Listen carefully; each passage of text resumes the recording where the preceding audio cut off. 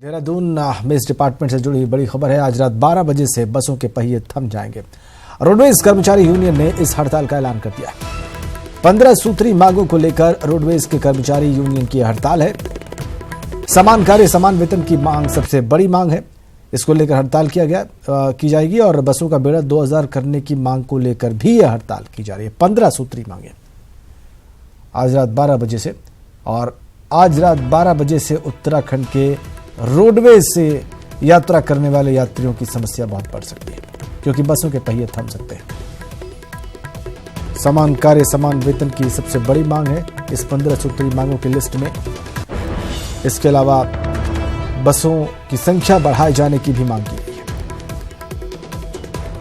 जो उनकी प्रमुख मांगे हैं वो हमने आपकी स्क्रीन पर रखी हुई हैं, और इसी को लेकर रात के 12 बजे से यह हड़ताल आहूत की है रोडवेज कर्मचारी यूनियन ने।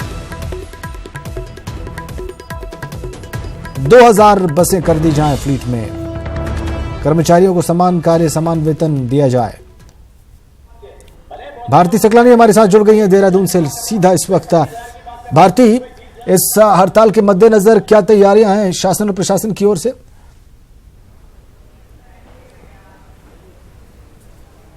देखिए, फिलहाल तो राजेंद्र मीटिंग के लिए ये लोग जा रहे हैं, शासन के साथ वार्ता है और उसके बाद ही आगे की रणनीति तय की जाएगी। लेकिन फिलहाल 15 सूत्रीय मांगों को लेकर इन लोगों ने हड़ताल का ऐलान कर दिया है। उत्तरांचल रोडवेज कर्मचारी यूनियन के प्रदेश महामंत्री इस वक्त हमारे साथ सीधे बने हुए, उनसे हम बातचीत करेंगे। सर, 15 सूत्रीय आप लोगों की मांग है, उसमें सबसे प्रमुख मांग क्या है और क्या शासन प्रशासन की तरफ से जो अभी तक की आपकी बातचीत हुई है उसमें कहा जा रहा है? देखिए, कोई प्रमुख मांग की बात नहीं है।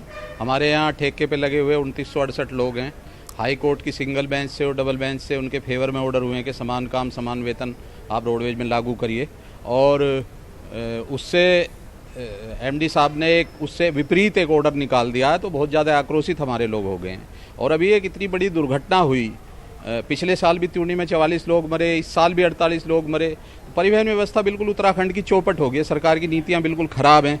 तो हमारी जिम्मेदारी है कि हम इसे बेहतर करने के लिए आंदोलन करें या अपनी आवाज़ उठाएं। तो इसलिए हमने 15 सूत्री मांग पत्र दिया है। उसमें जनता के हित की भी बात है और परिवहन निगम के हित की भी बात है और हमारे कर्मचारियों के हित की भी बात है। और अगर सरकार नहीं मानेगी या मैनेजमेंट नहीं मानेगा तो हमें आंदोलन मजबूरीवश करना पड़ेगा। अशोक जी, मैं जो 2 मांगे देख रही थी उसमें सबसे बड़ी मांग जो ये नजर आ रही थी, आप लोगों का इस बात को लेकर भी आक्रोश है कि आप कहते हैं कि जो अधिकारी कर्मचारी हैं वो अपने पद के अनुसार काम नहीं करते? जी, हमारे यहाँ जो समूह ग के लोग हैं, जो 3rd ग्रेड के लोग हैं, उन्हें डिपो के प्रभार दे दिए हैं। उनका लाख रुपए के करीब एक आदमी इससे खर्चा बढ़ा दिया है। परिवहन निगम की वित्तीय स्थिति खराब है और उनका जो मैनेजमेंट है, जो उनका क्वालिटी ऑफ वर्क है वो बहुत पुअर है। तो जो हमारा ढांचा है, जो शासन से अप्रूव है, वो 2 टायर सिस्टम है हमारे यहाँ। तो उसके अनुसार प्रमोशन कर दिए और तैनाती उसके अनुसार नहीं करी, तो उससे हमारा कई करोड़ों रुपए महीना का नुकसान हो रहा। तो वो भी हमारी एक मांग है। हमारा कहना यही तो है कि हम परिवहन निगम की बेहतरी के लिए और परिवहन व्यवस्था उत्तराखंड में सुधारने के लिए आंदोलन कर रहे हैं। तो 2 बजे जो मीटिंग होने वाली है उसमें क्या कुछ आप बातें रखने वाले हैं? देखिए, मैंने सचिव साहब को भी अभी फैक्स किया है। मेरी नैनीताल उनसे मीटिंग हुई थी और सारी बातें हम रखेंगे और मुझे उम्मीद है कि शायद सचिव साहब भी हमें बुलाएंगे शाम तक, क्योंकि एमडी साहब के लेवल पे कई चीज़ें हल होने वाली नहीं है।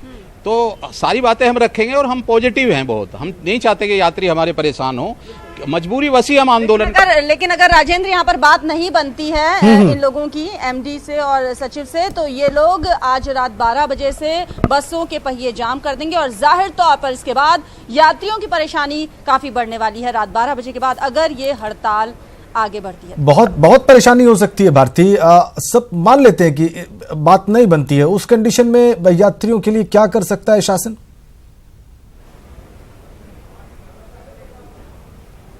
जी बिल्कुल, शासन प्रशासन की तरफ से फिलहाल इस तरफ रुख है कि आगे हड़ताल ना हो, लेकिन अभी आगे की रणनीति क्या कुछ होने वाली है उस पर आगे कोई तैयारी नहीं की गई है, क्योंकि अभी ये जो बातचीत करने जा रहे हैं उसको लेकर काफी सकारात्मक रुख राजेंद्र दिखाया जा रहा है कि हो सकता है कई मांगों पर सहमति बन जाए, क्योंकि उत्तरांचल रोडवेज कर्मचारी यूनियन की जो मांगे हैं उनमें से कई मांगे बायोमेट्रिक हाजिरी लगे, ये एक इनकी प्रमुख मांग है। समान कार्य समान वेतन की इनकी मांग है। इसके अलावा अधिकारी जो और पदाधिकारी अपने पद के अनुसार काम करें, तो इन सब मांगों को लेकर हो सकता है कि सहमति बन जाए। पेंडिंग इनका जो रिटायर्ड हो चुके हैं कर्मचारी, उनके कई पेंडिंग सैलरी है, पेंडिंग पैसा है, जो बचा हुआ है उनको भी दिया जाए। तो कुछ ऐसी मांगे हैं जिन पर सहमति बन सकती है और हो सकता है कि कोई सकारात्मक रुख ही देखने को मिले। चलिए, हम तो बिल्कुल चाहेंगे भारती के मीटिंग सक्सेसफुल हो और कम से कम यात्रियों को कोई तकलीफ ना हो, उनको किसी हड़ताल का सामना न करना पड़े, उनको पहिए और चक्के जाम होने की स्थिति न देखनी पड़े। बहुत धन्यवाद आपका भारती इस बातचीत के लिए और इन जानकारियों के लिए।